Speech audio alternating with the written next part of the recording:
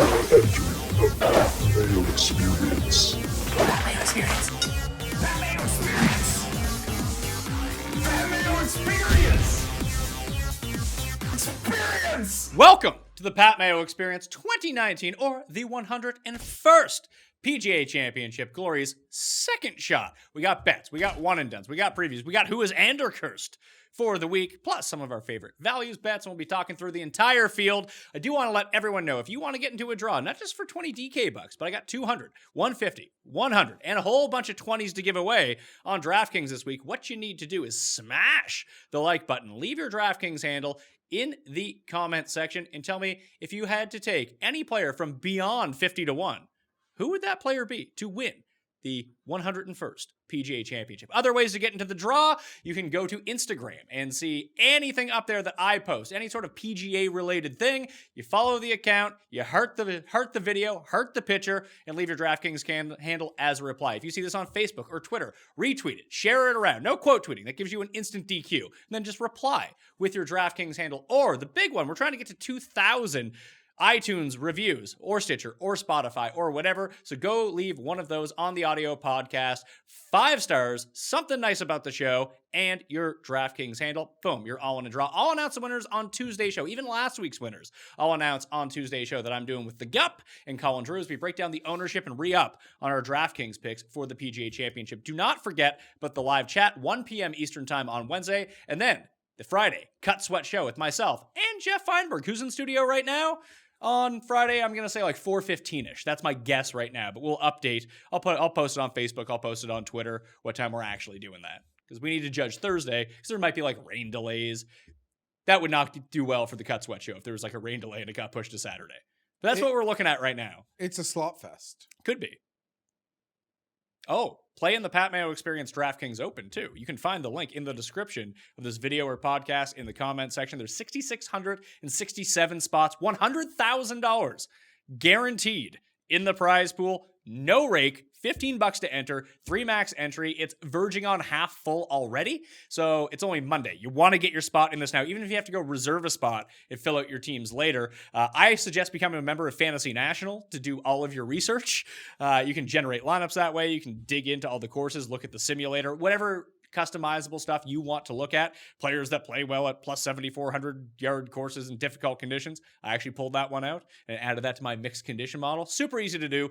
FantasyNational.com. If you become a monthly member right now, you'll get PGA through the US Open. So not a bad time to become a monthly member if you really want to dig into that. We got Memorial coming up. We got the Canadian Open. A lot of tournaments coming up. So a monthly membership to FantasyNational.com right now, it's pretty profitable. I'm not going to lie to you. So go do that. You ready to talk about everything? You be a big on Sung Kang? Winning at Byron Nelson? I bet him last week, not this week. Big mistake. Someone even brought it up in the Wednesday chat. Like, is this a great spot to get back on Sung Kang? And I was just like, I can't do it. He beat me up so badly at Wells Fargo. I can't go back. So hopefully that guy cashed. And we had 2 huge cashes this week. So Fantasy National members and viewers of the show, I want to give a special shout out. Andrew Madsen. He won $3K, came 3rd in the Pat Mayo Experience Open, 2nd in the $8 5-iron contest, which is really awesome. That was around $3,000. Came 2nd in the Fantasy Golf World Championship qualifier by a few points. Would have been another $3,100. But the big winner of the week, he asked me to give a shout out to his mom, so I will. It's Istabrag 19. He's an Irishman living in Chicago. So shout out to your mom. Came 3rd in the $5 tournament. Good for $20,000. That'll do it. That's a week for you right there. As someone who has finished with that exact same result before, I can tell you the 20 grand goes a long way, especially off a $5 entry. Oh, especially once you convert that back home. Yeah, once you convert it back into to Canadian dollars, no tax and the exchange. That's like, what is that? It's like 26,000 tax free. That's good money. Gotta like it. I'd have guessed a little more, but I guess it depends on the day. Depends on the day, depends on the exchange. Are you excited for this tournament? Because you weren't for a while. Hold on. What do you mean I wasn't for a while? Well, you were all pumped up that the PGA Championship is going to be 2nd. It's a major. We got to go. And then you're like, I only care because Tiger. Okay. Backstory. When the PGA is 4th, it has a hard time like captivating me than it does now. I wrote about this in my column this week on DK Playbook. I think that it's a great move to move this to May. Yes, because the Open Championship, which now gets that 4th slot, it's prestigious. They could play that thing, any time of year in December, and it would be prestigious. It's the freaking Open Championship. It's champion golf of the world. Of the world. Yeah. So that can go down anytime, and it's equally as prestigious as it would be even in a maybe better scheduling slot. This is the PGA Championship is aided by this historically. I think it will end up being a great spot, but the extra oomph and fire is certainly Tiger related. That cannot be denied almost by any. Sure, but this is something else that I wrote about as well. I think it's twofold. If Tiger misses the cut, then it's just a champion. It's another major again. But it still gets more cred than it would being in August. By the time August rolls around, and even September for the playoffs, after the Open Championship, no one really gives a shit about golf anymore. Yeah. College football starting, NFL starting, baseball stretch run, whatever you're into, you just want to go enjoy the rest of the summer before it starts getting cold again in some places. That it's a bad spot for us. So this way, you take a major that was still a major, people cared, but not to the extent of the other three, and jam it in between the Masters and the U.S. Open to give it a bit more credibility, so more eyeballs will be on it. And then you kind of save the playoffs, which no one gives a shit about, and move that to August. That maybe that helps it out a little bit. So now instead of having two properties that no one cares about, you only have one. Yeah. So I think that works well for the PGA. It was a very Belichickian move. You give the tournament the greatest chance to succeed. And now it's even aided exponentially more by the fact that, it is the focal point. There's hyperbole to use for us and people who watch our show because of Tiger, but I truly believe it's the amount of attention now is so much greater. Granted, like you said, if he misses the cut, it just sort of becomes what it was when he, a Tigerless tournament. Yeah, well, it's no different than the U.S. Open at Erin Hills. Yeah, when Tiger didn't play. Yeah, that just is what it is. And it was my contention that it doesn't matter. If you remove Tiger from the situation, it's one thing, but you inject Tiger into any situation, then all of a sudden it's a big deal. You inject Tiger into Sunday in contention at Valspar, all of a sudden it's more important than the PGA Championship if Tiger's not involved. You can't contextualize it in terms of Tiger. 100%. But this to me I am so excited for the fact that he doesn't even need to win anymore. I get my kicks are almost in full throttle now, Pat, just to see him getting to go, if it comes down to it, head to head with these other top guys. And that we always spoke about that when he was out, with those injuries, the winning, we had hoped, we had preached, but it was more of a hope than a true belief. But the one thing I always refer to that it felt like we had lost more than anything was getting to see him play these guys that we have grown to love when he was gone. So many of them sort of grew in our hearts and we all picked different, you're incredibly neutral, but most of us out here it threw flags on the ground. I like Luke List. Okay, fine. He's never in danger of winning any of these tournaments. Yeah. But I like to root for him. Yes, but he also costs you way less money than having to go to the wall with, say, Fowler's or Fleetwood. Yeah, when Fowler, that's 8 tournaments. Yeah, when Fowler is 16-1 every week, you can lose a lot of money. When Luke List is 100-1, it's just kind of fun. Yeah. Exactly. So I'm just even thinking about the concept of him going head to head with Andy. You'd take the first 25 names on the page. We saw it at the Masters. He went head to head with Molinari. He went head to head with Brooks. He went head to head with Dustin. All those guys were in the mix. All of it. And it's awesome. So before we get into the field and the course and the favorites and our one and dones and everything like that, I think we need to bring in the third member of the show because we need to figure out who's ANDRCURSED and who's not. So to weigh in on the PGA Championship and give his picks, it is Tim ANDRCURSED. Tim ANDRCURSED. Not my name. Heard it was. Now that we're at the PGA Championship, no longer Glory's last chance. It's just the second major of the year. Probably more people watching it, I'm guessing, but we got to figure out who you're going to pick, but there's also other things in here too that I'm sure trigger you a bunch, like this blimp that has the technology, which is pretty common at most places, but you think it's going to crash or something? No, it's a major championship, and they're treating it like an SEC football game. The idea that they're going to have some Zeppelin flying around, and I'm sure the shadows of it will obscure putts at some point, or affect the sight lines because the shadows will cast down on there, all to give some sort of shot tracer an advantage. Shot tracer is already a bad enough development. It's just making golf watching that much more lazy and that much more shiftless. That, oh no, I can't wait 6 seconds to see where the ball lands. I have to see this instant for no good reason. We're just going to try to include that. It's nonsense. You have such a beautiful Gothic looking course at Bethpage Black, and they're just going to gussy it up with nonsense like shot tracers and blimps. It's unseemly. This is a major championship, despite what some people might think. This is still a major championship, and I don't like it. What's so amazing is I don't think he realizes how often Blimps blimps are used. Yeah. Like I said, the Bridgestone every single year, you see it flying around. Oh no, not the I actually Bridgestone. do. I actually follow the Goodyear blimp on Twitter. So, they will show that it's at these events. They don't incorporate blimp Technology to help us this is a locate step up for the ball. game. And Tim is speaking like literally a guy who's going to have $4.84 on this freaking tournament. You mean zero? Not true. I'm going to win the $1 Million Maker. Or so he's gonna have $20 on it. My point being is, do And I'll be you in the know, Pat Mayo tournament. how long 6 seconds is when it matters? I don't even get into the problem of I couldn't wait to see where the shot goes. I just like seeing the shot shapes. I think that's the best part of absolutely. shot tracing. And Just seeing what these is- guys are actually doing off the tee. And this is Now, where the power drama fade, of watching.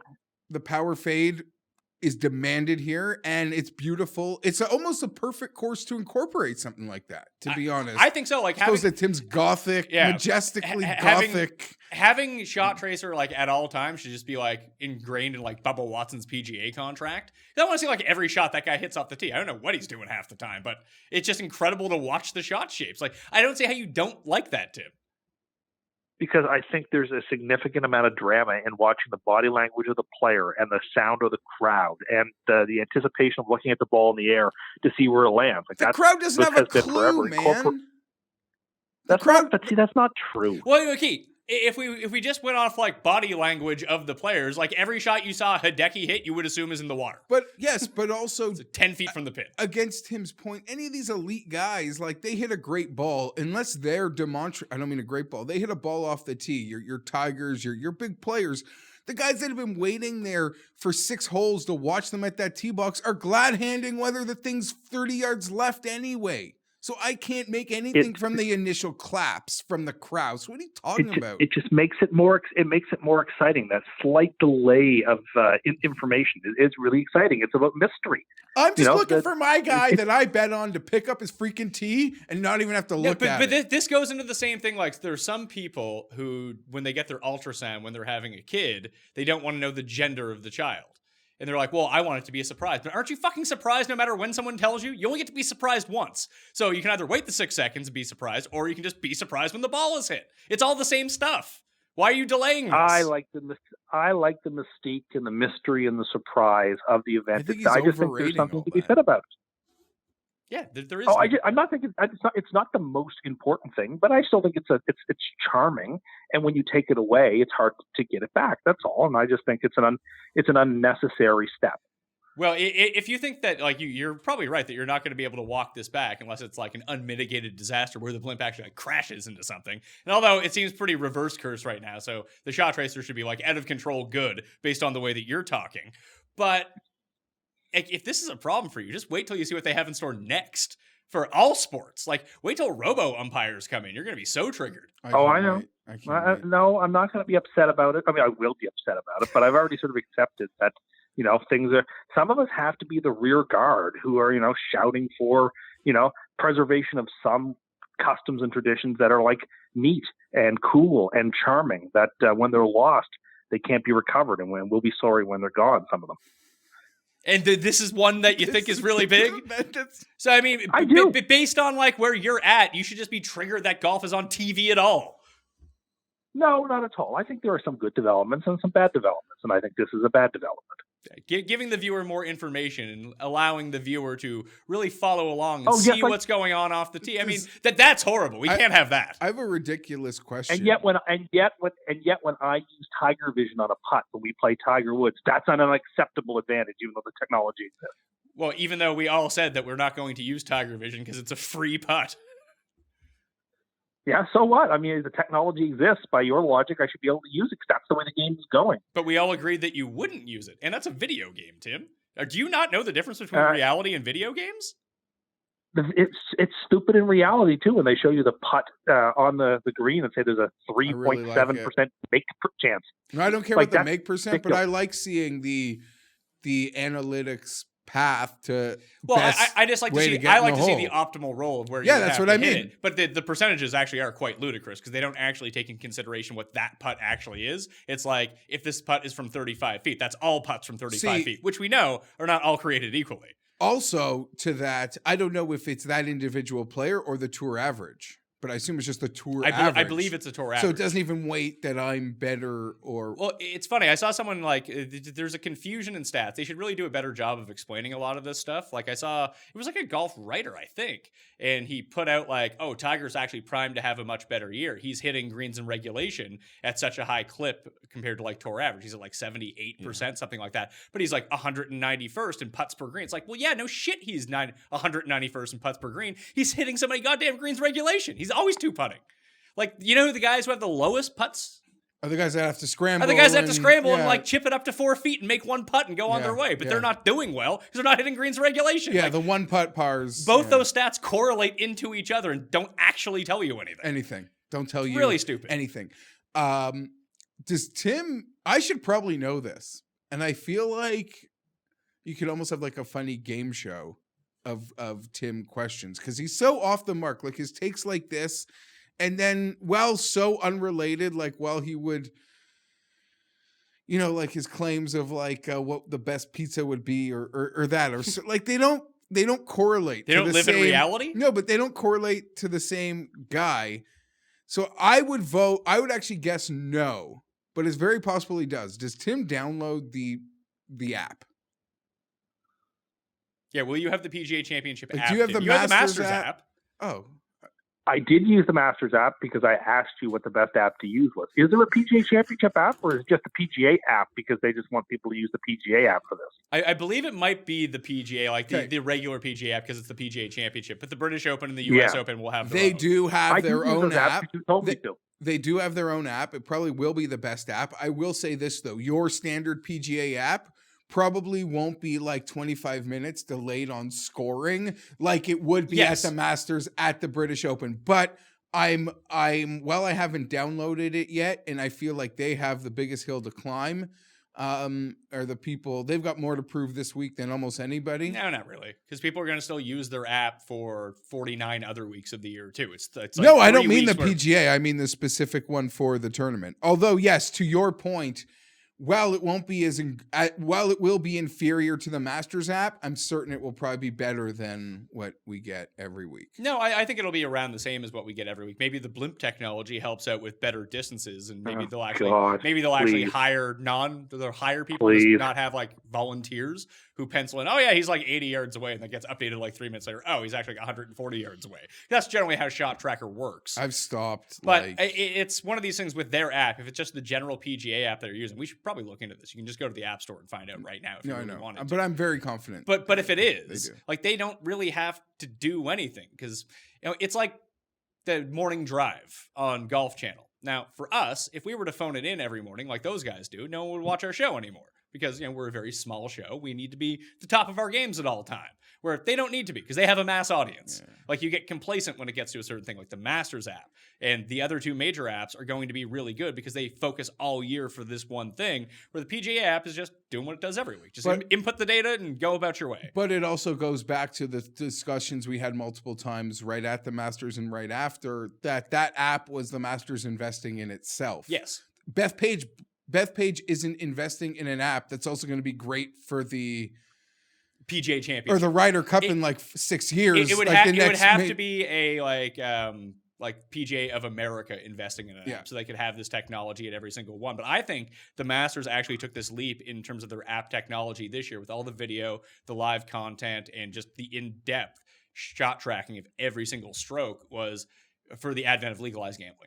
That's 100% what it is. That I can see a future where they partner up with some sort of betting site that not only will you be able to track the Masters through the Masters app, you'll also be able to bet through the Masters app. Betfred. We just had the Betfred British Masters, bud. Yeah, that's on the way. Tim, I like how Tim, how mad is that going to make you? No, it's okay. That's the business of business. There's no. I mean, that's a new technological development, no different than television. It doesn't bother me. I like how the books didn't acknowledge that it was. They just had the British Masters. They weren't acknowledging that it was the Betfred British Masters. All right, so Tim, the other thing that I wanted to get your take on, that John Daly is allowed to use a power cart to get around the course. I'm for this. Now, generally speaking, when Casey Martin was doing this, I wasn't for it. But now it's been 10 years later. I've really adjusted. I just want to see John Daly in the field. If this is how we get John Daly in the field, I'm all for it. Yeah. Maybe Trump can be his caddy. Can that be a thing? Can we let Trump just be in the field? Do you know it's a roofless cart? So he's still got to take the rays of sun. Okay, and the rain. And You have to hold an umbrella while he's hacking darts the entire time. But Tim, this It's triggers just you. an unfair advantage. Well, no, it doesn't. No, things don't trigger me, but it's an unfair advantage at a major championship to have somebody who doesn't have as far as I'm aware, doesn't have a genuine medical condition that prevents them from walking the course. So unfair that you would roster him? No, I wouldn't. But it's still a question of fairness. Like everybody should be playing the course in the same way. It was one of the problems I had with the way the Masters ended, that you had people coming off split tees, and it wasn't fair because everybody wasn't facing the same course in the same order. Now you've got one player who's not facing the PGA. Is the R&A going to allow this in a couple of months when John has a right to play at the Open? I should hope not. Like the idea in a couple of years of him, driving around the old course on a golf cart to play the Open, I think that's just a terrifying thought. That shouldn't be allowed. Why would you say why would you say it's terrifying?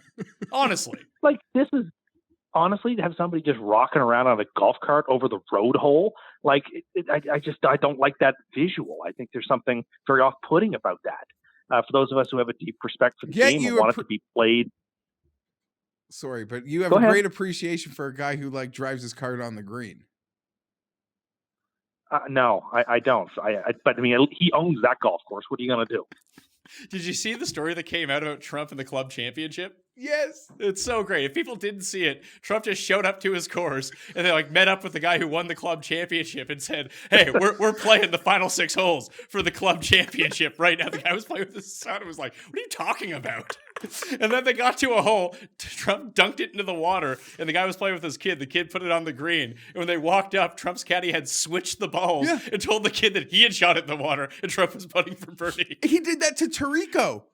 He kicked his ball into the sand. Yeah, the Tirico thing is straight out of Mr. Burns. It's basically Mr. Burns. The guy's like, "I'm sorry, this is the president's ball. I don't know what to tell you." He wasn't even president at the time, I feel, right? With the Tirico No, thing? this story happened recently. Yeah, this story is from last week. This one that we're talking about with the club. Yeah, it was like a week or so ago. The best part of as it wrapped up was Trump agreed with the guy. It's like, you know what? We'll just be co-champions this year. And when he went into the locker room, it didn't say co-champion. On Trump's locker, it just said club champion. This is the sort of thing that I would do if I owned a golf course. That is what I would be doing. You would probably also put in the 30K simulator in the people's house, peak move, and people can complain all they want. In my opinion, based on who had won that award, the Medal of Freedom. You're talking about the Tiger thing. Yes, but I'm getting there. Is that based on who has won it in the past, Tiger was totally deserving.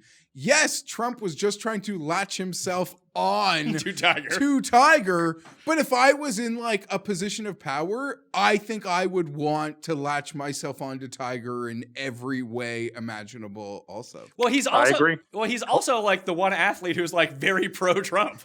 But if Tiger finishes third in the Masters behind Brooks, he doesn't get the Medal of Freedom. The medal, regardless of his foundations and stuff, or at least yet he'd get it in the future. But all right, Tim, we're to the point now God, where we need your picks. So you usually give us 3 for the majors, 1 from the top end, 1 from the middle end, 1 from the bottom end. Have you done that this year?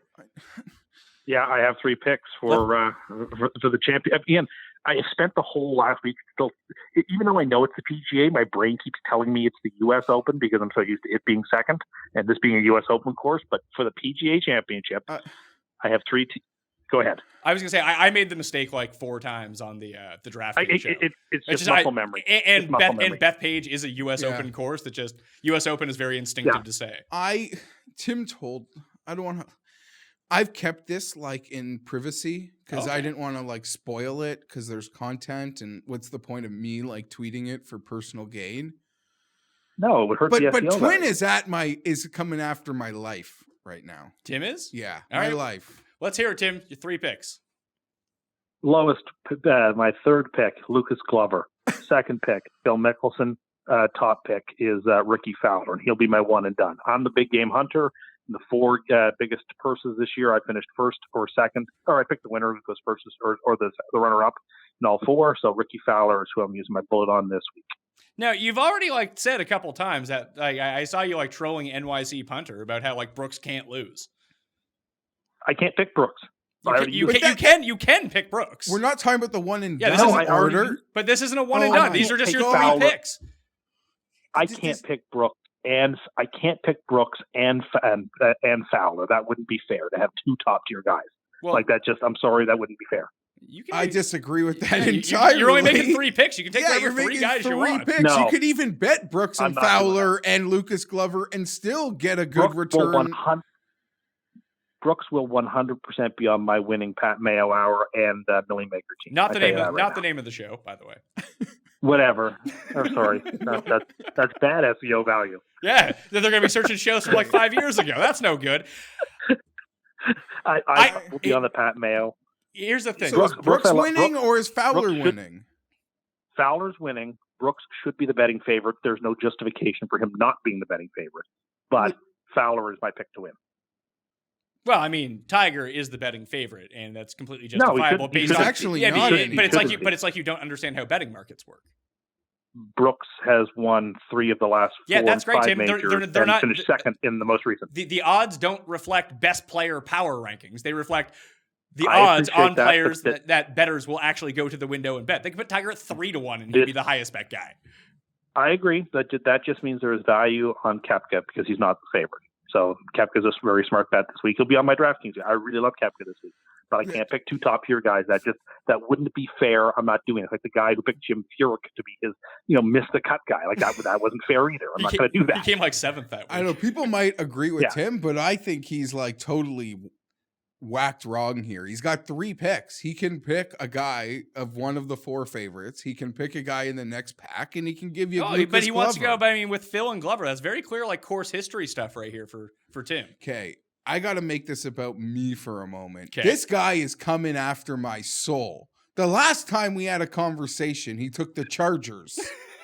Now he's picking Rickie Fowler. Do you want like my And daughter? Should I just hand and her I to wanted you next? Mitchell last week. What's that? I wanted Keith Mitchell last week, and I couldn't have him. Yeah, well, you're one and done. That doesn't even. I don't compare. Your Byron Nelson doesn't bother me. Also, Keith Mitchell turned out to be not a good pick. Yeah, what are you going to do? Listen, I just happen to like Fowler and the Chargers in this thing. What do I tell you? I guess we just see things the same way, Jeff. You should parlay Fowler with the Chargers to win the Super Bowl. Well, bud. let me throw this out here because we haven't gotten deep into the actual field yet. But spoiler alert, I might like Rickie.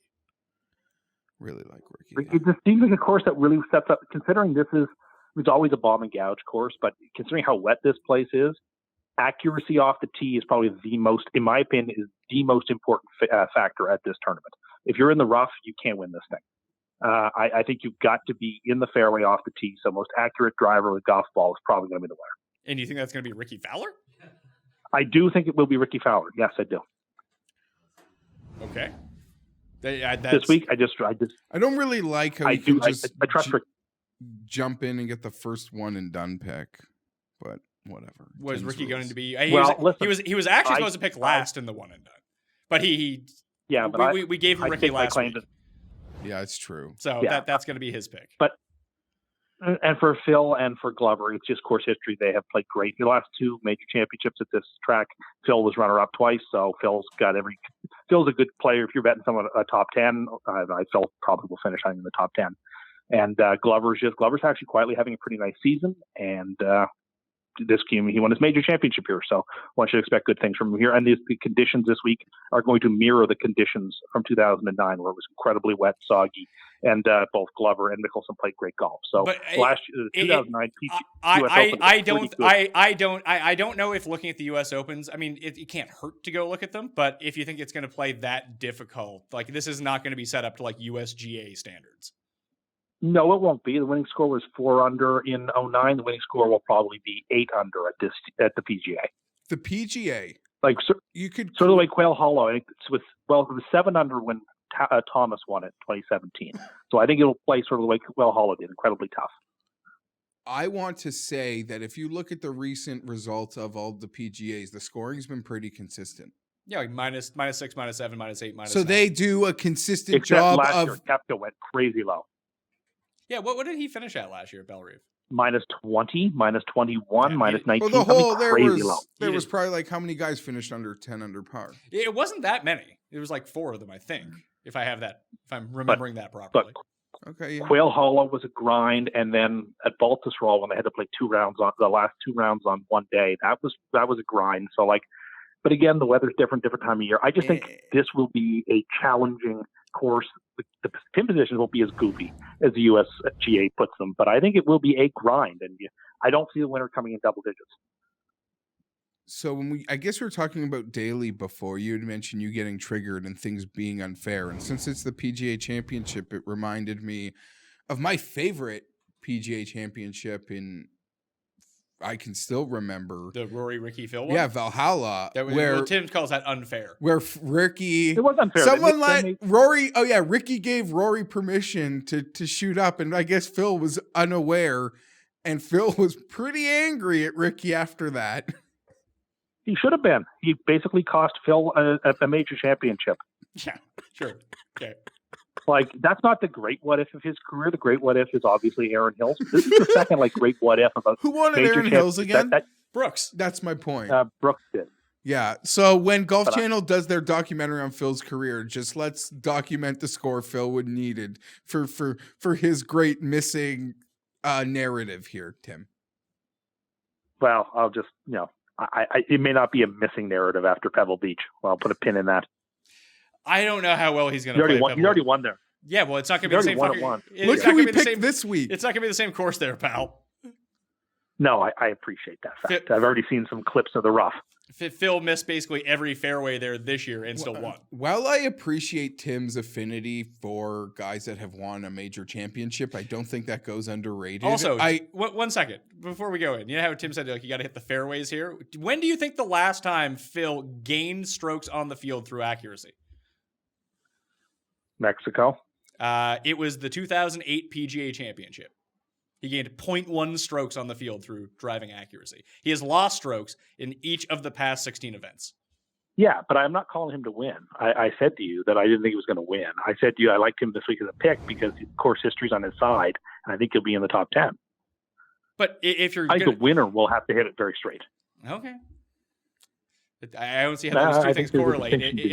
I don't think that there is. If you say you need to hit a lot of fairways because it's going to be so wet, and that's how you're going to have to do well, you're picking a guy who hits like the fewest amount of fairways of anyone. Yeah, I mean that's what I'm because there I'm going to side on the side of course history because when I stray from course history as a rule, it's a bad idea. Course history is king. I know that. Everybody knows that, and I just have the discipline to stick to it. I would say that most people do not know that. Most people would actually lean the other way on that. I think course history is critical.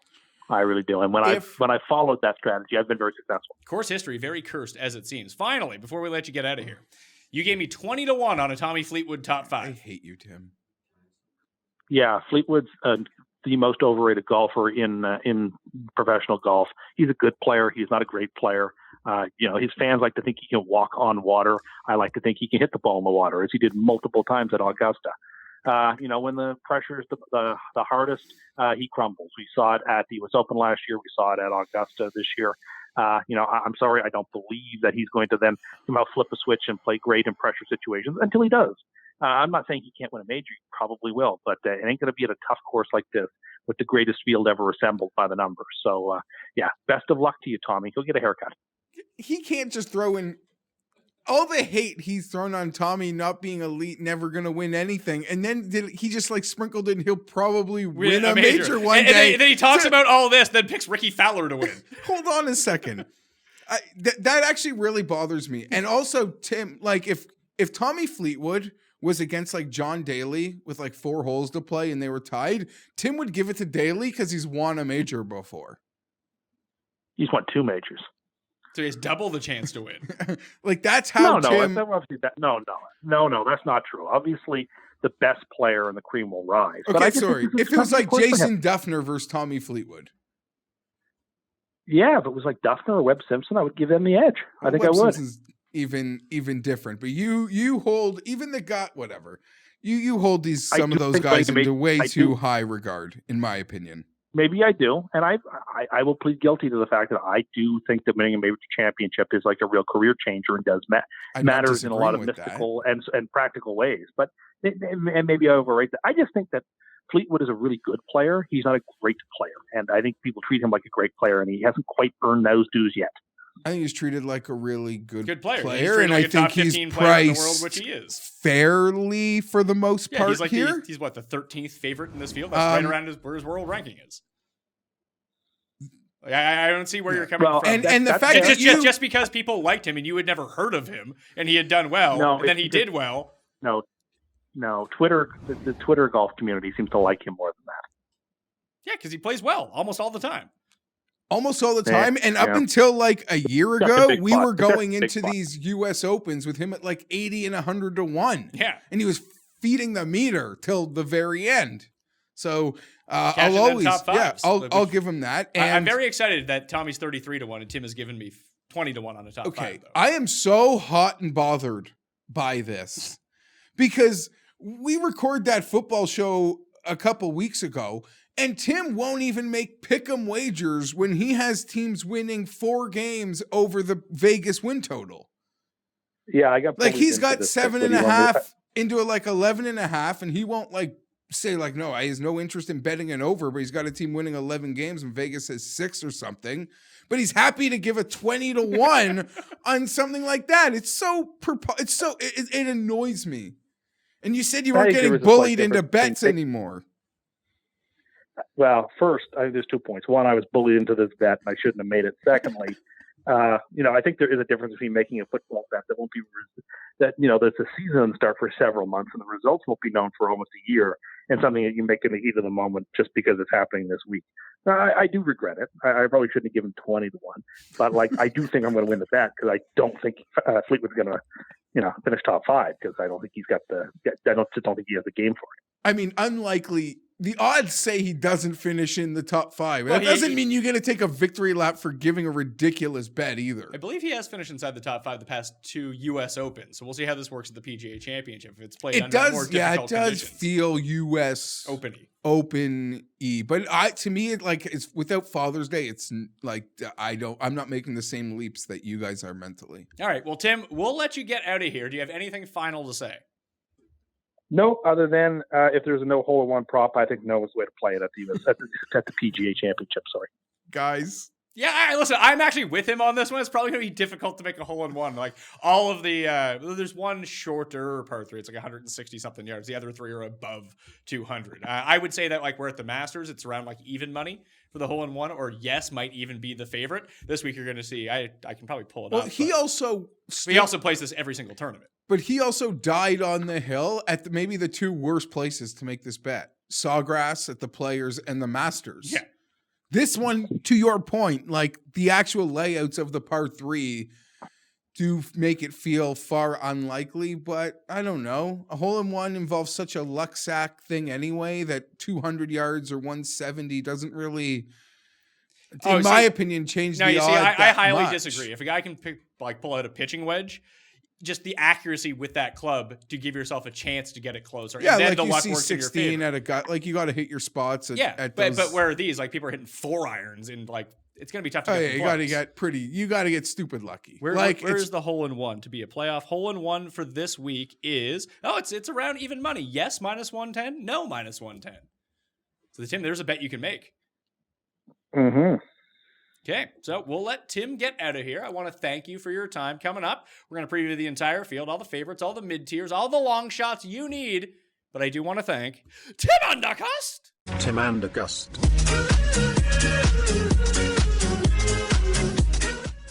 And yes, I heard that is his name. But let's get in to the course. We got Bethpage Black. It was a U.S. Open venue in 2002. It was a U.S. Open venue in 2009. Tiger and Lucas Glover were the winners that year. It has been a part of the FedEx Cup playoff rotation, the initial event, formerly the Barclays, now the Northern Trust, in 2012 when Nick Watney won, in 2016 when Patrick Reed won. So that's the course history and looking back at it the past 20 years that we've got from Bethpage Black. But now under PGA Championship conditions, probably not quite as difficult. Will play as a par 70, so expected to be more difficult than those Barclays years. But if you look at like total number of shots, someone pointed this out to me that one of the par 4s was turned into a par 5 for the Barclays, and it played as a par 71.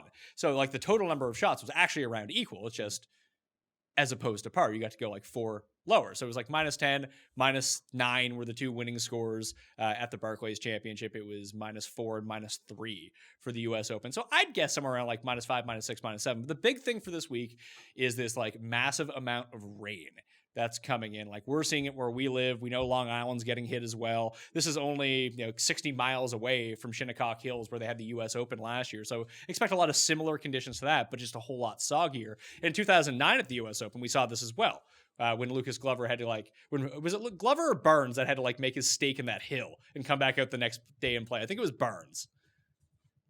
I don't That's what I think, because I just remember the stupid painter's hat. Then Barnes. It was definitely Rickie Barnes. Barnes. It is.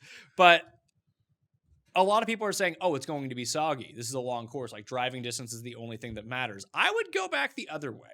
That I think that, yes, driving distance is going to matter because you're not going to get the same sort of rollout, at least for the first few rounds, if it does continue to rain. And maybe it won't rain.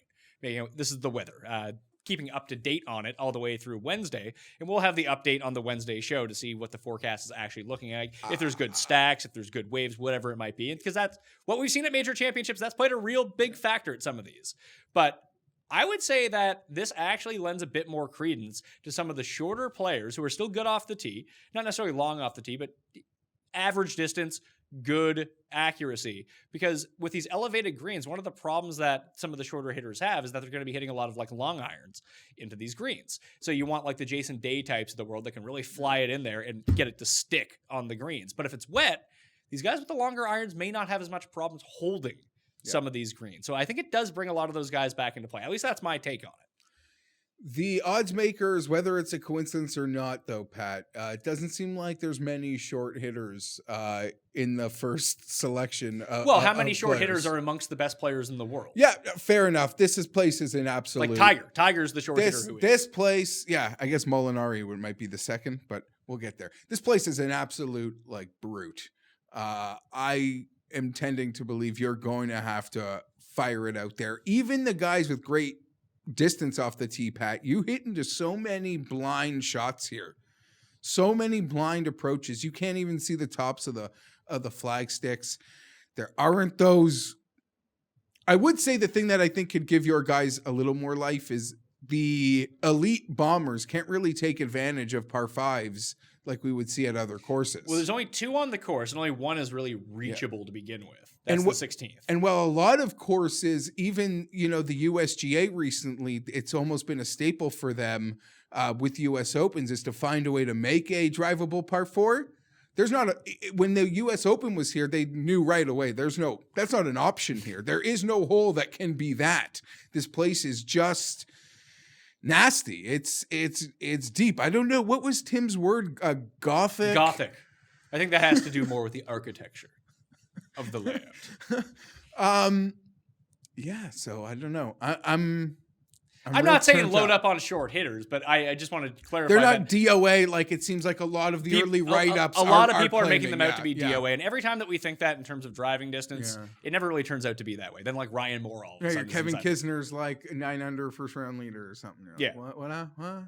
So I just want to throw that out there. The big things that I'm looking at in terms of stats this week: strokes gained off the tee. That's not exclusive to driving distance. That's strokes gained off the tee, I think, is important, along with approach as always. So strokes gained, ball striking will be my number 1. I really heavily invested in strokes gained, just proximity gained, 75 to 100 yards. I just think that guys that can get it up and down from there have a huge advantage at making par. I don't think it's going to play US Open tough, but somewhere in between, like we mentioned.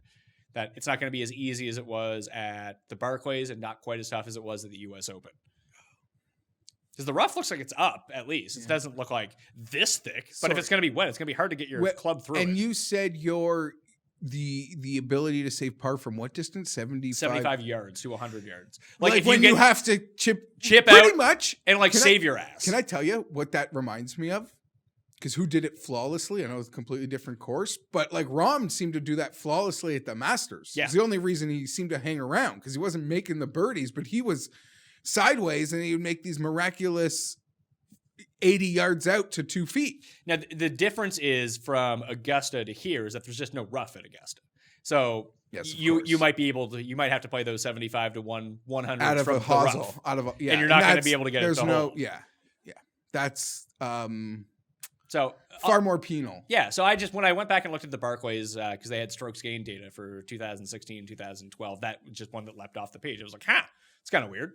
And beyond 200 yards, because it's a long course, obviously. Other than that, like par 4 scoring, 450 to 500 yards, just a lot of those holes on this course, and they're all super tough.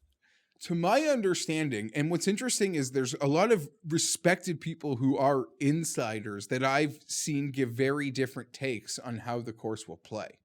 So that sort of has me kind of taken aback. Why that all that should lead you to believe is that no one knows how it's going to play. That whatever you think it's going to be, just go with that. Okay, that's probably the right answer, because as you say, you sometimes put so much thought into these things.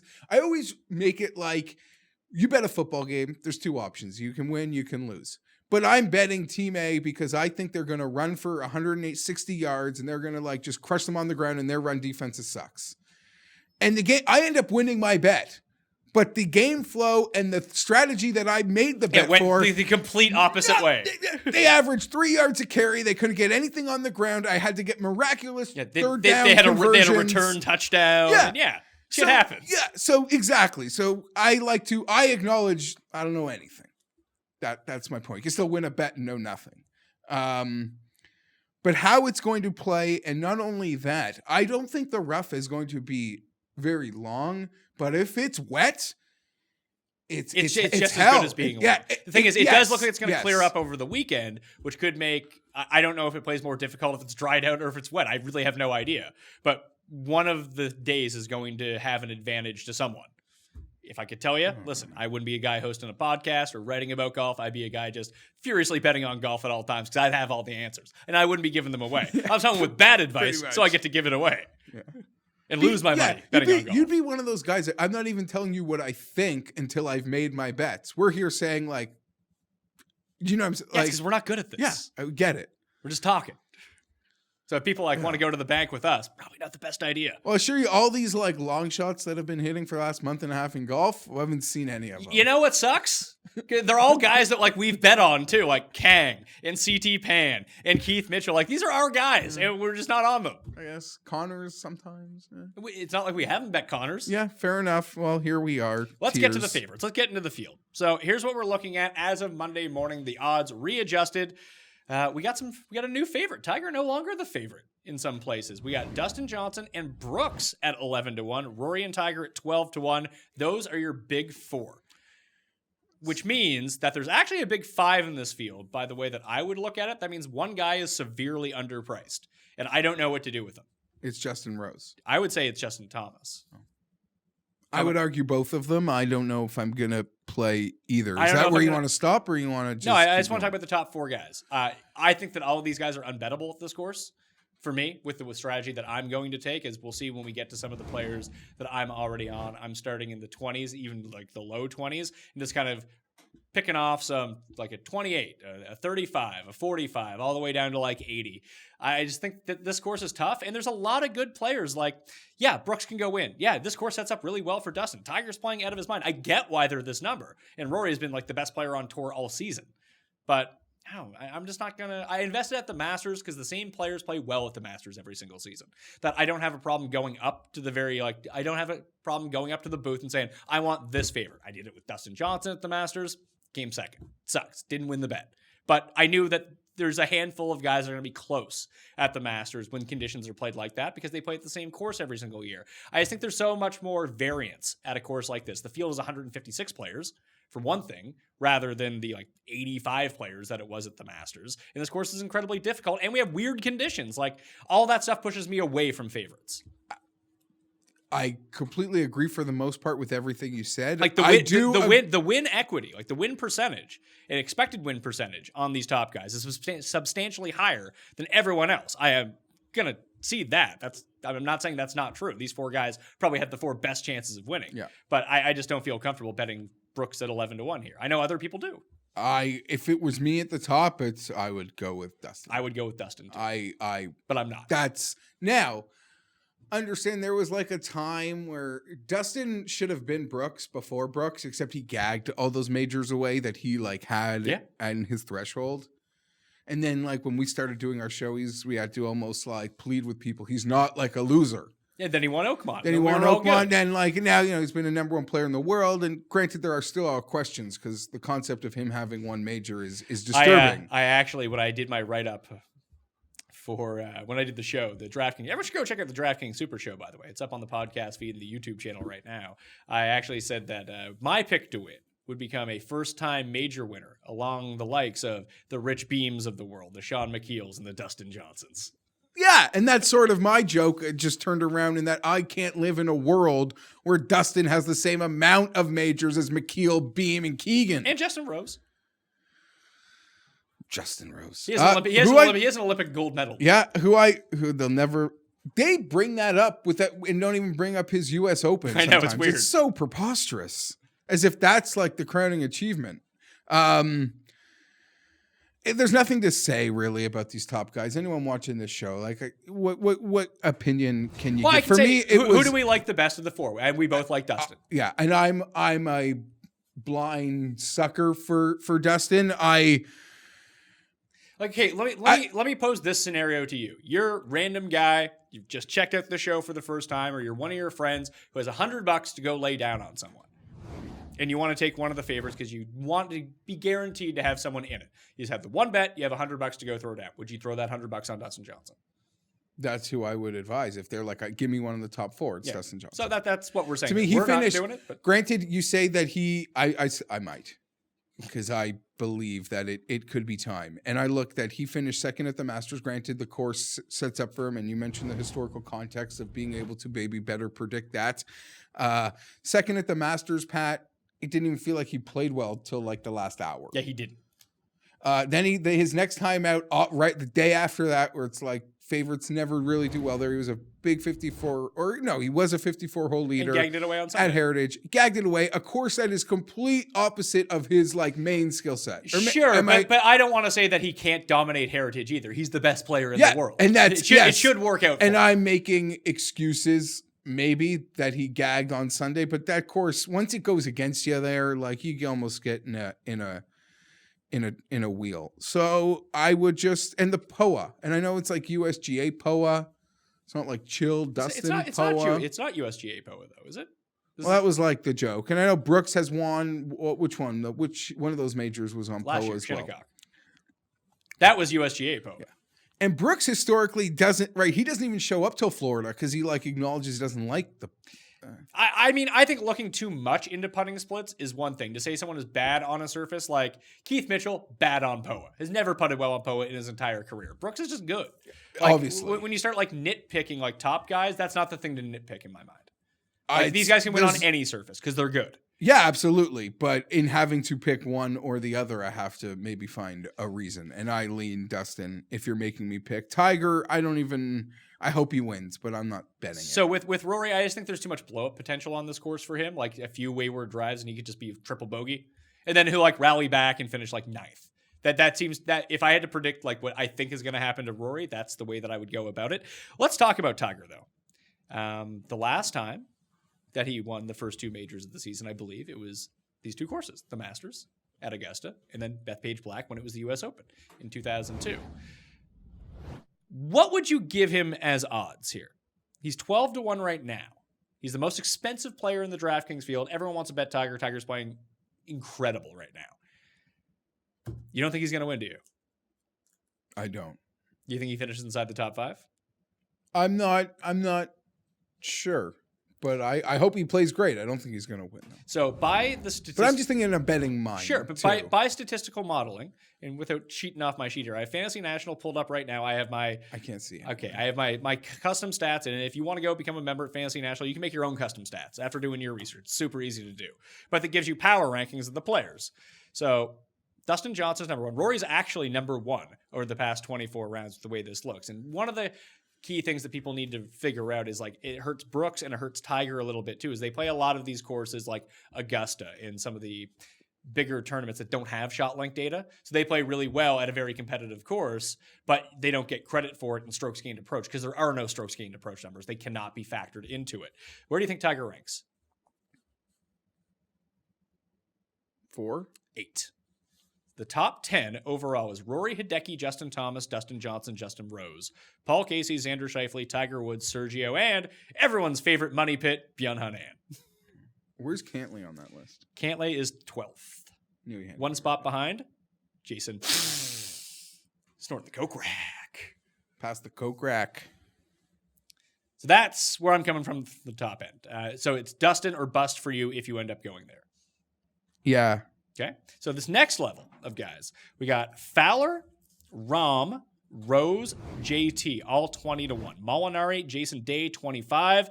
Xander Schauffele, 28. Those are all the players from 20 to 30.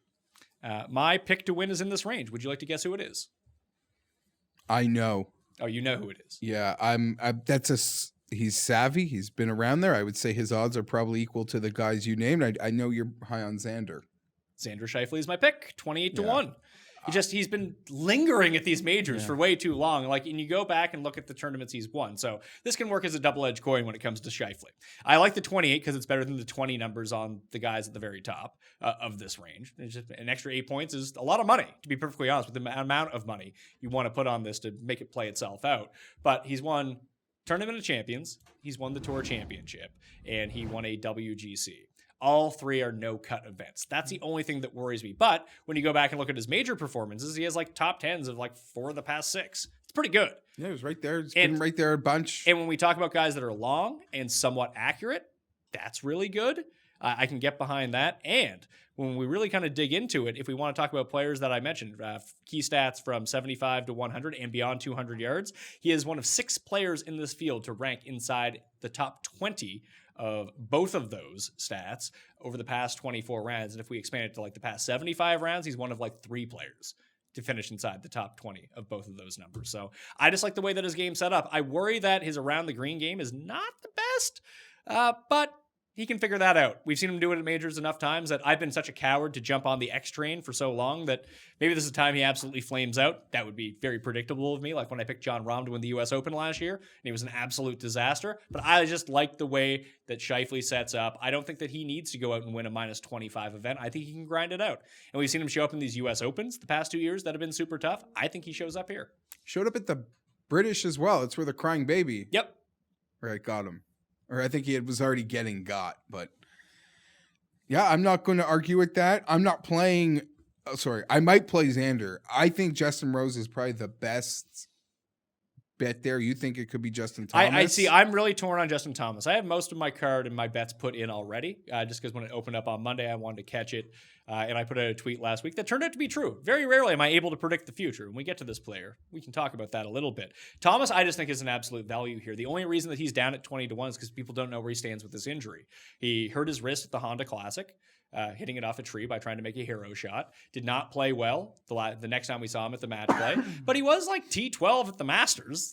He didn't even really play all that well at the Masters, but he was T12. And then he withdrew from Quail Hollow, and people were like, oh, he has to play Quail Hollow. He won the PGA Championship there. Now, he's just making sure that he's 100% for this tournament. So I think you're getting a break on that number because he should be closer to those top 4 guys than he is with this range. Rose too, but Justin Thomas more so. Yeah, if this tournament was happening before the Honda, he'd been 12-1. Yeah. Or with those other guys.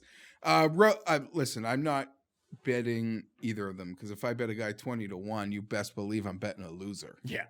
You're betting Rickie.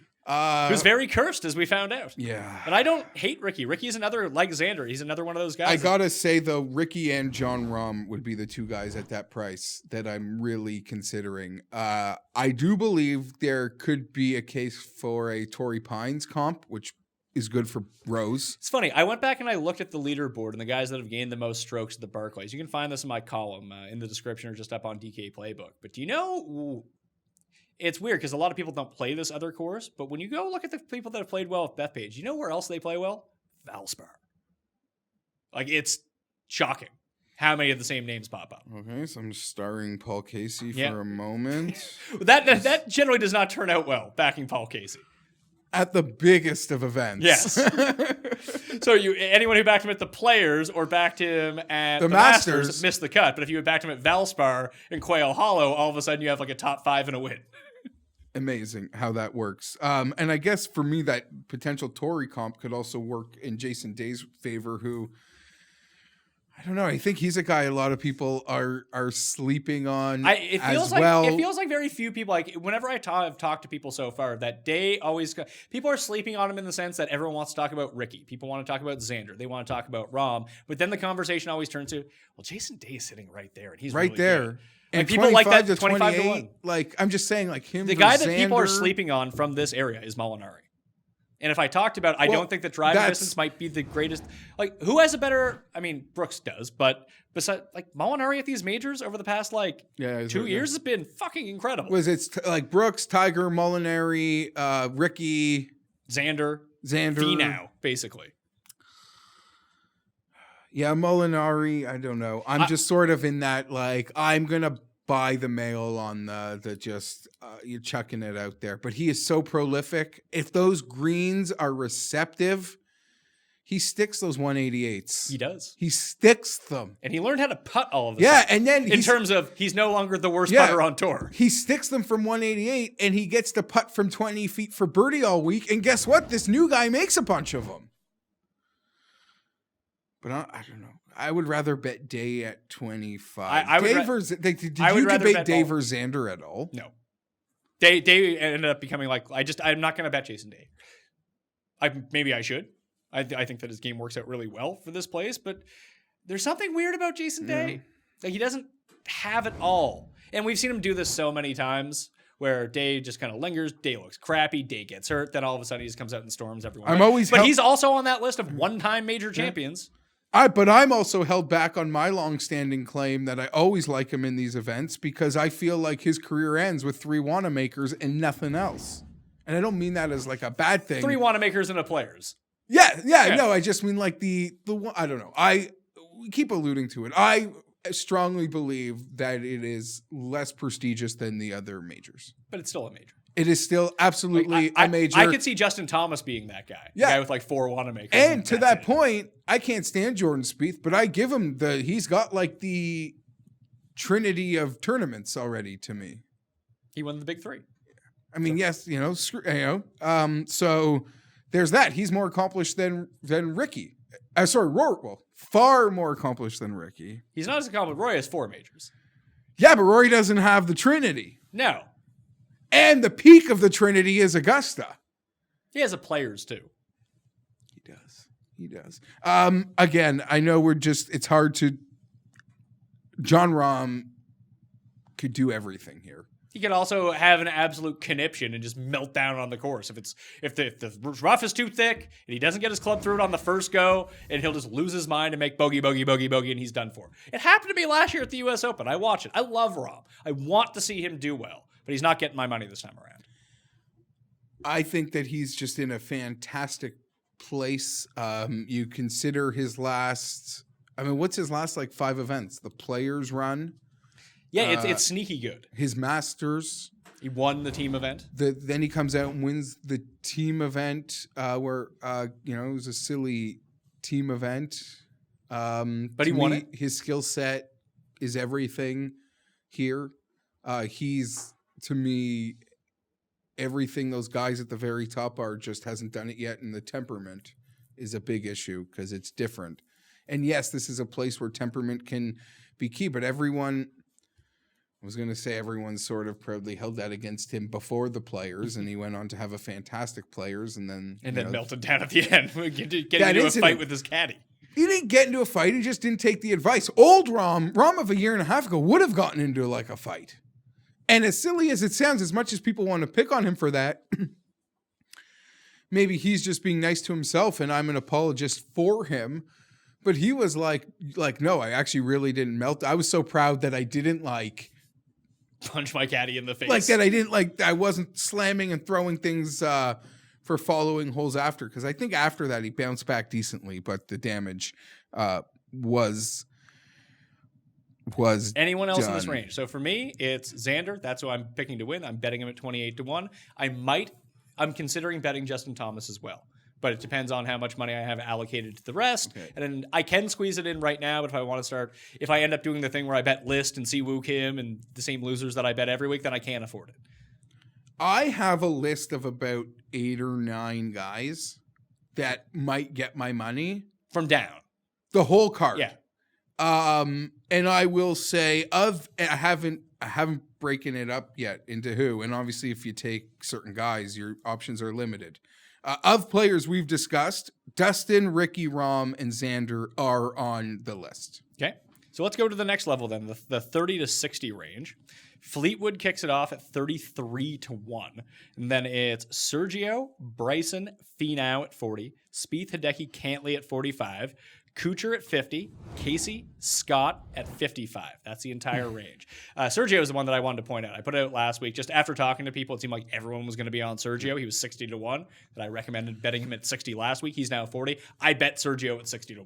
Yes. A couple things there. I also bet Fleetwood at 33-1. After he had... Okay. Well, And I can also say, bet yeah. Bryson at 40-1. That's basically my card. Fleetwood, Sergio, Bryson, Xander. Those 4 guys, they're my guys. Well, most of those guys are on my Short list? extended list of options. Fleetwood certainly is. I'll start there. I thought he had a perfect week at the British Masters. He was like the only player over par in the final round when I went and looked at it. Like if everyone's had like the top 25. That didn't bother me. Okay. I thought, I think he had 3 rounds, under 68. I would argue, and maybe I'm speaking more highly of the event than the reality. I'm not saying it's a big deal, even with the Masters behind it. But no, I am saying it's a big deal. It's a very prestigious event locally to the Englishmen. It got a shitty schedule spot because we didn't see any of those guys, not even your Poulters or your Rosies. No, everyone sort of abandoned it. There's a lot of pressure when you're named the host of that event. You feel a bit of responsibility. Like with Rory at the Irish Open every Sure, single yeah, year. you feel responsibility. Even something as stupid as ticket sales, something you would never think of. You're looking how are the sales going for this event that I am the face of? We used to see it in Dallas every year before the Byron Nelson moved to Trinity Forest when it was TPC, whatever it was. And Spieth was the guy. He had to be there 2 weeks in advance, out pitching with sponsors and doing everything like that. And he never played well. Yeah, so I almost think last week was a big pressure cooker for Tommy. And not to say there's no pressure. It's a freaking major championship. But I feel he comes into this almost more relaxed, having to be so involved in things last week. I think his game is in a great place. I think his skill set might be as almost ideal for this course. So I am incredibly high on Fleetwood. As usual, it's a major championship, Pat, and my short list usually just ends up being guys I really like and want to see win. So I'm no different. I'm stuck in that sort of mud area. I feel bad because I feel like the 40 on Bryson could drop even. That's gone down from 25 to 40. No one wants to bet Bryson right now. Quickly on that. So before, Sergio had a great tournament. Where was it? 2 weeks ago? Yeah, Quail Hollow. That's sort of got hype. He was high. He was around 55, 60. And then with that Sunday night, he dropped to 40. Yeah. And then late last week or midweek, you had noticed that 365 they adjusted a lot of guys. They didn't adjust him. He was still at 60. They adjusted him this morning. No, but I'm saying I'm going back before. After the night of Wells Fargo, No, he didn't drop anywhere. Sorry, he was 40. No, he was 60. They bumped him to 60. They bumped him up, only to bump him down? Yes, they bumped everybody up for the most part. They did a big bump. You were just looking at, for Sergio, or guys you were interested. They bumped a lot of guys. When I saw your post at Sergio 60, I went to look, and a consortium of players got a bump. Then, and you obviously put that out there. They obviously took some action on it. And now he is, back down to 45? 40. 40. He's at 40. I'm seeing 50s, 55s if you really like him. What a fantastic course history. Yeah, he's played this course 3 times, and he's never finished outside of the top 10 in any time he's ever come to this course. Would you be worried at all his last 6 majors? He's missed the cut? Missed the cut? Not really. That reeks of Sergio to me. Doesn't it? Sure. Well, what about his last 7 majors? There you go. He has a win. There you go. We expand the date range a little I'm bit. just trying to have the conversation. I don't know if I love this 40 number, but I like the way that he sets up. He hits it long. He hits it straight. And you want to talk about like POA splits? There's one of 2 guys that I actually targeted because of POA splits. Paul Casey could be on this list too, if you really wanted to throw him onto it. But Sergio, just historically in his career, puts far better on POA than any other surface. But he's actually legit good. There's another guy that I'm taking that does the exact same thing. He looks very competent with the putter lately. And so like we would talk about like a Valspar crossover, even a Riviera crossover. He plays well at both those courses.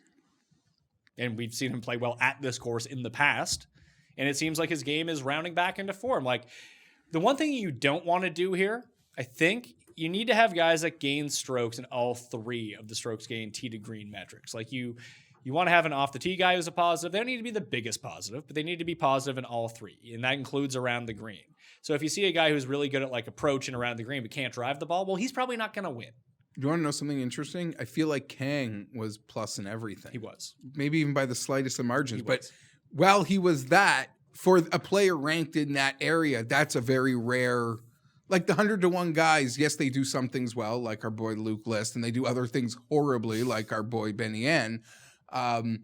They very rarely do you see guys back there that do everything in the pluses, and I don't know. I miss that with Kang. To your point with Bryson, incredibly interesting. This is a number that is obviously keeps going up. It continues to go up. I feel like I caught you off guard last week by mentioning how well he was actually striking the ball. You did at Heritage. At the Heritage, where he was like what 5th or 7th. Yeah, and he only played 2 rounds. He 2 lost rounds. 6 strokes putting. He didn't hit a freaking putt, and you know how Bryson works. We almost saw it when it wasn't a year ago, but it was last year's PGA where he 3-putted 18 and we're doing the cut sweat. And we were both really big on him, I think, to win the tournament. So obviously we had some heavy DraftKings on it. So that was demoralizing. But he had this bad moment where there was some excitement for him. And then his number ballooned, and the next time we saw him was the FedEx Cup, and he hit like a 60 or 80-to-1 win. And then he came out the next week and hit a 40-to-1 win in And Boston. and then there, the Then he's won summer 5 of, times. and then Yeah. it was the He- summer of, and he was 18-to-1 for 2.5 months. He also won Memorial last year too, which could be somewhat of a comp, not necessarily in like the shot shape that you're going to have, but where a place where you need to be long, you need to be on the fairway. It's a tougher course, but you still need to be able to go out and make your 10-foot putts and be on your way. So this is more of a talent play on Bryson. At just 40-to-1, I would have considered betting him at 25-to-1. You know what I mean? Like, if we're going to have Rahm and Rickie and Jason Day and Scheifele in these mid-20s, like, Bryson should be in that mix too. He's outperformed all of those guys. Yeah, I would argue there are a few guys I don't feel that his name should be beside, but 100% Rickie and Rahm. Yeah. Like, maybe not Rose or Justin Thomas, but I think he's or close. even Day to a certain extent. Yeah. But Day's so I don't know. There's such a either way. We're agreeing. We're just saying things. But the rest of this tier, I'm off. I assume you're betting Spieth at 45-to-1. Get out of town. Quickly on that, Molinari was the guy. Well, what's funny is I'm looking at the board. No one here hits it that short. You obviously are like, well, yeah, the best players in the world. None of them really hit it short. Duh.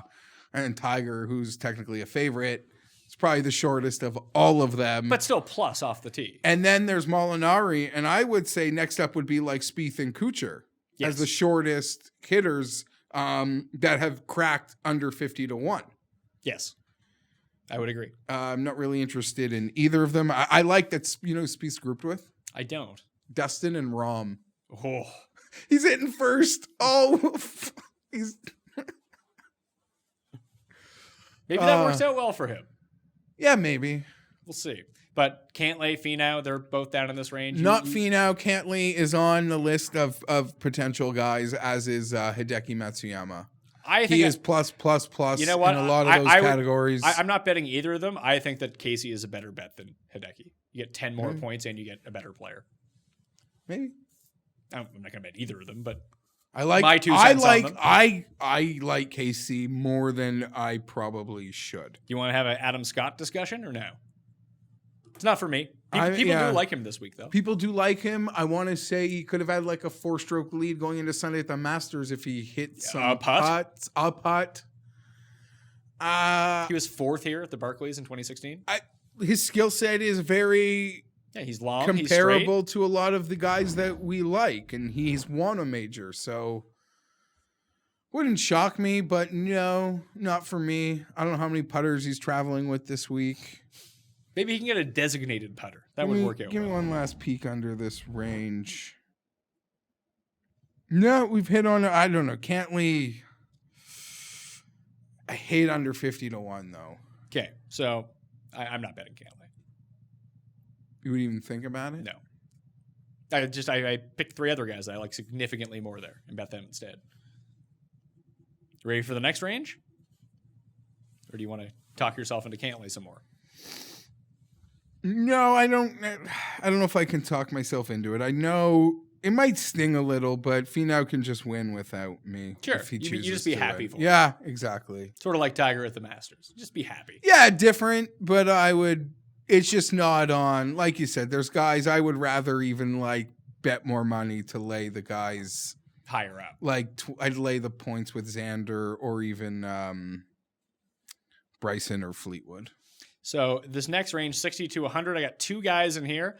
Bubba Watson is one of them. I like how Bubba's playing. And we talk about like POA splits. Bubba putts well on POA. He's lost strokes in the majority of the season on the greens. He's played on POA twice this year and gained an average of 2 strokes putting. You know that he's going to be long enough. Good vibes. Never finished outside the top 20 in 3 starts at this course either, including a top 10 the last time it was around. We talk about courses where Bubba has like Bubba feels. And this isn't like TPC River Highlands or Riviera, but Bubba just came 4th at Valspar. I think people forget. That is on Bermuda, but I call that a comp course. Then that's something interesting to note, that he's one of the few players, almost like Rahm, almost like DJ, almost like Rory, that they can kind of get it off the course a little bit and still be able to make some pars out of it because of their plus distance. And if he was 40 to 1, I would have no interest in this, but he's 60 to 1, and you might be able to find a bigger number on him. I like it. So I'm in. And I'm in on Patrick Reed because I said I would be. 75 to 1. Well, that's a number. That's a net. I hadn't planned on it. Do you want to know what's silly? He Was 45. He was 40. Yeah. And my street had a 60. And I was like getting really set to maybe make a move there. And they dropped it. And I was like, I was so mad at myself for missing it, thinking there's never going to see anything better. Yeah. It opened it at 75. I was like, I'm in. 75. And I played both those guys at the top 8 each way. Which 365 is offering. I've seen a lot of books other that are ones. offering each ways this week have extended it. So I played the top 8 on Sergio. No, I didn't play it. I played the top 5 on Sergio because I did it last week. But I played the top 8 on Bryson as well. Okay. I was thinking about Bubba just because of the course history and the number and the skill set. Almost makes it potentially worth a dive. You like Woodland, obviously. You always like Woodland. When do you not like Woodland? I know, but so Keegan. If Woodland wins, I might look for a bridge because I don't think I'm going to bet him. Keegan Bradley, Rickie Fowler, Ryan Fox, Gary Woodland, Xander Schauffele. They're the players in this field who rate out both inside the top 20, and David Lipsky, of all people, rate outside the top 20 in the field of 75 to 100 and beyond 200 yards. The only guys that are like close to that, we got Tiger and Lucas Glover are the other 2. Woodland loves this course. He does. He loves it. He compared it. I read an interview with him. He compared it to TPC Boston with the way that it lays out. That was actually 75 to 1 yesterday, so. So now it's 70 to 1. Dropped a little. But you're not doing it? I don't know. He's on my list of guys. He's got the sounds star like you made some behind him. real concrete decisions here. Cutting like a list down to the Pretty much what I've done is I've cut the field to like the 9 golfers that I really like. And now I don't mean like as in, well, I do think they all have a good chance to win, but I mean more like that I like them. Yes. And now you actively root for them Yes. to win. So you want to bet on them because when they win, you can be double happy. At a major, I'm a sports guy. So these majors, they get me. And I like to root just like the same way I would never bet against my team in like a playoff game. It's either you pick them, like there's no other side. Okay. Granted, here there's like 135 other sides. So the rest of the players in this range, Louis is 66, Phil is 70, Webb 75, Stenson 70, who's still just dialed in with his irons and can't do anything else. It's weird. Kisner 90, Leishman 75, coming off the WD, Ian Poulter 80. That's it. Everyone else is 100 to 1 and beyond. I don't have a lot of interest. Stenson is the only one that I have interest in, and I don't have a ton because I went with Watson and Reed. Pass, but I can get to this seems like a very short rate. There's not many bodies here to even try to break down, and I will skip right over them because they're bigger numbers. Okay, so let's get to the super duper long shots, 100 to 1. What are you looking at down here? Because I got Byung-Hun An highlighted because there's no way that Byung-Hun An can be in a tournament, even coming off a WD at Wells Fargo, that I wouldn't be in on him. I actually did bet Ryan Fox at 275 to 1. A lot of that was just to cash in on that top 8 each way, which I also played with him. But that could be a decent looking. I'm playing a lot of him in DraftKings. I just think that he has plus distance and he's good from both those ranges, like I mentioned. Trying to look for a Luke List number. 200. So I'll be in on that. Where's Siwoo? 150. I'll be in on that. Okay. So guys that I have starred, it doesn't mean I've bet them. And this is separate from the list at the top. Okay. Then it would be like 200 to 1 for Luke List. List. They're giving Julian Surrey a whole lot of credit at $1.75. I got a star beside Surrey as a guy I'm going to name drop right now. Johnny Vegas, 150 to 1. I don't hate that. He's having a year. Hasn't he? Like, really, it almost feels like maybe it happened before the players, but I feel like a lot of us maybe started to notice that, like, is a different guy. Because almost all week at the players, Pat, like, I was expecting him to bottom out. Like, the floor to sort of let go. It's Johnny Vegas. It's a diabolical course. He just sort of held his own all week. Granted, he made a fantastic putt. Aaron Wise, 140. Julian Surrey, 175. Obviously, got the Siwoo Kim star at 150. Luke List at 200 would be guys that are interesting. And your boy Peters or Grace do anything for you at 150? It's funny. I have Grace pulled up on the screen right now. The guy's been so awful on the greens. Minus 4.2 strokes putting, minus 3.9 strokes putting, minus 4, minus 1.6, minus 3.8. Those are his last 6 events. No. I do like that it's going to be hard. That's always a good thing, right?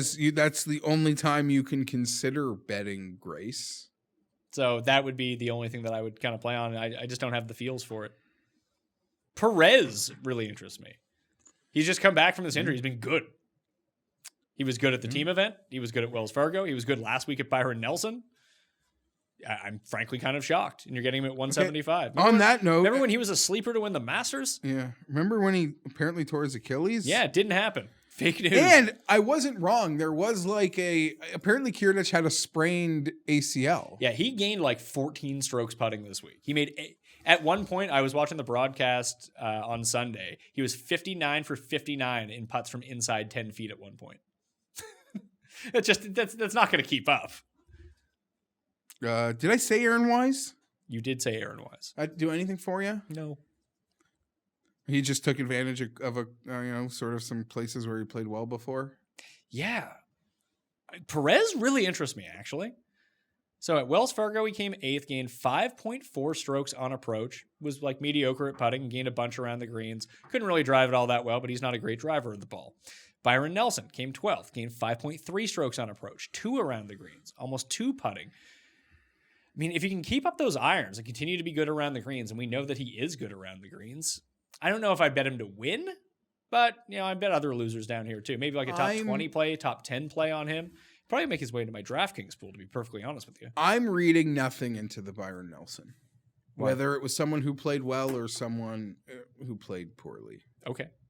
I don't think there's anything to gain there. I think someone continuing, like if if I had just seen that Perez had this outlier event where at Quail Hollow he'd been really sharp with the irons and really good around the greens, I'd be like, well, I don't know what to make of that. Okay, but then he comes out 7 days later and does the exact same thing. That's somewhat encouraging to me. Yep. No, you're not wrong. But I just saw that course. I don't know. Guys were seemingly doing whatever they wanted. And off the tee, I don't know how you could have found an ounce of trouble. Yeah. Like the guys thought they were like wide and screwed, and they're still like fine there. It's so wide. There was really, you had to be so far gone to be in trouble. And I would argue guys that were finding like the edges of fairways, granted you could be aiming there for angles or you just got lucky to get there. If that's weren't where they were aiming, they're screwed too, because that's in hell. That's in sideways coming out this week. So the guys that the stats love from down in this range, Bjorn Hanahan, obviously the stats love Bjorn Hanahan every single week. The other ones are Kokrak, Corey Connors, Keegan Bradley, and Lucas Glover. You know, Kokrak 125-1. The guys that have been riding Kokrak got to feel nice. Yeah, it's not bad. I mean, I don't think he's going to get my money at 125 to 1. No, the guy that can't chip or can't putt, it's going to be tough here. I've just been observing. He came inside the top 10 last time I was here at Bethpage. I've just been observing. I haven't put a cent on him all year. It's not like that money's going to guys that win, but I'm just saying I haven't put a cent on Kokrak, and he's been incredibly consistent. And it sort of got to the point, Pat, where it's like you're at the roulette wheel and you see it's been like 7. Your buddies just won like 6 reds in a row. You got to be nuts to like jump in on number 7. Like good luck with that. But like, I'm not riding this boat because I missed whatever might have been good. But you didn't actually even miss anything. No, but I feel like maybe it's not there. I'm not betting Jason Kokrak, but yeah. I don't mind the pick. He does what I believe. I mean, granted, the guys I believe will win will putt better and chip better, but you know, he's going to send it out there and his irons have been spot on, man. That guy's putting for birdie, it feels like every time he's on TV. So the biggest thing, people are talking about the weather and how it's going to be rainy and it's going to make the course short. It also might be super cold. Like, it's really cold right now on Long Island. It's really cold right here It's here. Like, I don't want to say it's frosty, but overnight, I bet you it does dip into some frost. Now, that could change in 3 days' time, and maybe it's tremendous. But if it does play incredibly cold, would that lean you towards some of these, like, weird Euros? When you say weird. Like EVR and just guys that, I don't want to say play in these conditions a lot, because no one plays in these conditions a lot, but have a bit more experience, but just from playing, like, even Brits, for example. Like, you know, if you're playing golf in Scotland in August or October, like, it's not like snow on the ground, but it's not like warm. It's rainy and it's cold. So, like, are you referring to a guy like Matt Wallace, who literally lipped out 4 straight putts to end his round yesterday and lost by a stroke, who plays with the ski cap and maybe the baklava a few times? A guy like that, yeah. Something like, I have no real take on it. I'm just curious. You're just trying to prepare, like how you have a 1 wave, a 2. You're just trying to prepare for scenarios. I actually don't mind. How far does Walls hit the ball? I feel like he hits it pretty far. It's tough to get like an ultimate gauge on him. In this field, he is 44th in strokes gained off the tee over the past 24 rounds and 36th in driving distance. But you're saying that's just really like 4 PGA events. It's 24 events. Oh, okay. But I can look into Heritage, Masters, Players, API, Honda, Mexico, HSBC, PGA Championship last year, US Open last year are the 24 counted rounds for his driving distance. And we know, like, EVR gets it out there. He's a great tee to green player. And you can go to the European Tour, EuropeanTour.com, and, like, look at their strokes gained numbers. They're kind of wonky, but they're okay. Cameron Champ, 275. He's not uncursed yet. Tim has ruined this poor kid's career. Joakim Niemann, 250. Can't do it here. I'm not doing it. Okay, so I joked with our boy Gup. Gup loves he's like lit to Niemann what you are to List, I guess. And he's like, well, this is horrible. He just got in the field. I have to, like, bet him. Like, I actually wish he wasn't in the field. And I'm like, yeah. I mean, if there's ever an event to say pass on Niemann, this might be the event. But if there's ever an event that would hurt you more if it actually happened, it would also be this event. Yeah, listen, I'm good with Neiman winning this one. I know I've been betting him all year, but like, yeah. I don't want him to take my money. Luke List is already getting the money. Yeah. My 200-1 bet is Luke List, who unfortunately I don't feel has been driving it as well as... He's been driving it really well. The irons have been really bad. And obviously the putting has not been good. Bad for these sort of situations. I like how there was that big thing, I think Fried Egg Paulie sent out. Like you could pick any 3 players. One hits your drive, one hits your iron, one takes your putt. And it was... it would be like, yeah, Luke List, anyone else? Yeah. Me. Yeah. I actually put DJ, Tiger, Rickie were mine. You have anyone drive the ball, it would be Rory or DJ. One of the two. They're the two best. Yeah. I gave Tiger my iron. Yeah, I can see that. And I said, I need a 10-foot roll. Like I'd probably pick Day. Yeah, but it's not for par. It's for birdie. Yeah, but I mean, if you have the irons of Tiger Woods, he's always putting for birdie. Yeah, but Day has bad iron, so he's always putting for par. Good point. So let's get into the quick picks for the PGA Championship. I'm screwed. My card for the PGA Championship, I am going Xander Schauffele to win, 28-1. Then I am going Tommy at 33. I have Bryson at 40, Bubba and Sergio at 60, Patrick Reed at 75-1. I did play a long shot, 275-1 on Ryan Fox. And then, of course, I'll be betting Siwoo Kim, Byung Hun An, and Luke List because I'm a loser who does that every week anyway. And why wouldn't I here? Those guys are like 150 to 200-1. It's not going to cost me too much to get in on my guys like it does on a normal week. Anyone from beyond 40-1 is getting the each way to the top 8 for me this week. Yourself? The only bet I made during the show is Tommy Fleetwood. 33-1. Yeah. Okay. That's where I am. So I gotta just dig. Jeez. DJ just changes everything. The one I haven't decided on is Justin Thomas. I probably won't get there. Did I say Dick Cheese? Yeah, Dick Cheese. Justin Thomas is the one I just think he's undervalued. But I think that number could move even deeper, too, because no one seems real antsy to bet Justin Thomas right now. But that might just be a thing where instead of betting him, I start a lot of DraftKings lineups with him and leverage my money that way. But that's what I'm looking at. So for you, Tommy Fleetwood? Tommy Fleetwood. I listen, you guys have done this. I've been through the ringer enough. I will have money on Rickie Fowler. So Rickie is a pick for you. Okay, fine. Even though he's cursed, Rickie is a pick. I don't even know if he's really cursed because the way Tim was talking, it really seemed like he picked Brooks. Yeah, I don't know what was up with that. Why couldn't he have also said, I think Brooks will win the PGA. He is my pick. And like Rickie be his second pick. I don't understand. And why does this one and done even need to be on that list? I don't know. Because I don't think Tim has a grasp of how any of this stuff works. Okay, that's probably... This is the same guy that can't figure out how to send an email transfer. And he's giving out 20-1 odds on Tommy Fleetwood coming inside the top 5. Yeah, I love Tim. He's owed me money for like a year and a half, but it doesn't... Like, I see him once a year and I never want to bring up that he owes me the money.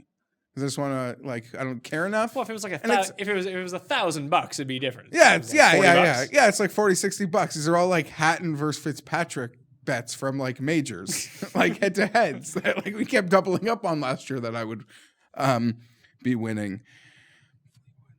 So for the one and done, I actually get the first pick with Rickie Fowler off the board. We let Tim pick first. He was actually last to pick. Well, don't I get the first pick? No, it's me. Both our guys tied last week.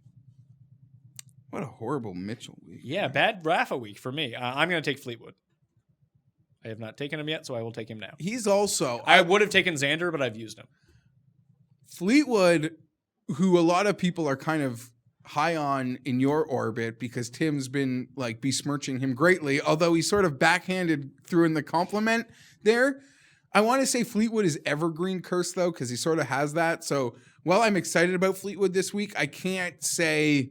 give it like full curse, reverse curse powers. Okay. Because he's always trying to pick on Fleetwood. Pick on poor Tommy. I was considering Justin Thomas, but I believe I used him. I think that if you're not in like the top of a one and done and you need to go off the board, I wouldn't go off the board with like a crappy player. I would take a Rose, or I would take a Justin Thomas, or even a Molinari. Very few people will be using Molinari this week. That I think he's a pretty good pick.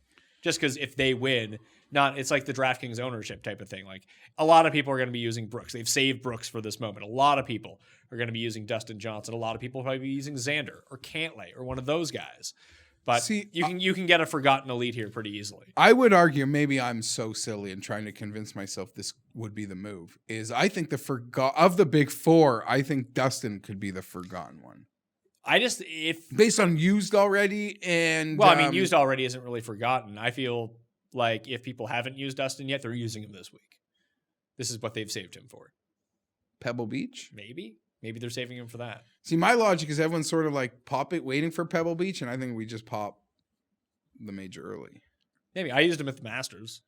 So maybe a lot of people are out of Dustin Johnson. I'm going to use, for the purposes of me versus you, and for the pool, Dustin Johnson? 21, yeah. There we go. Yeah, Dustin. Picking favorites. That's all you do.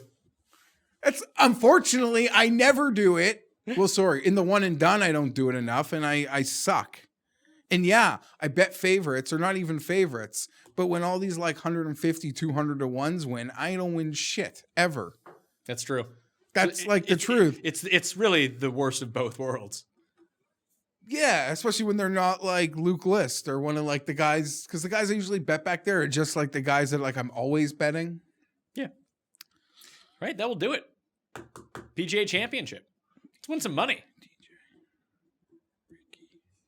What are you writing down? Trying to just see how much money I'd have to invest into like DJ, Rickie, Fleetwood, and then like make one more like back of the pack. A bit. Yeah, it'd be a bit. It has to be a bit. That's why if you started. But I like bet very little last week, and I got my full Leishman refund. Oh, that's nice. I hope. I haven't looked for it. Sometimes I gotta like they just like their systems just automatically like X everyone who doesn't win on the outright sheet. So sometimes with these withdrawals that are like legal, I have to like write them and let them know. Yeah, my book always works that as soon as the guy doesn't tee off, you get your money given back. It's nice. They must have people working there. I know, it's crazy, right? You look at these other, like some of these other books, like no one works there. They put up egregious lines, you hit them, and then they come getting their money back. The other one, the famous one that starts with a B, they had first round leaders bets up for the senior major this week, who I think they're on a Monday finish right now. I couldn't even tell you who won, Pat. They had it up like at 2:30 in the afternoon. And then they didn't take the money out of people's accounts till yesterday. Oh, so really? people, I thought they'd gotten the fast one. Didn't happen. But that's what happens when one guy works.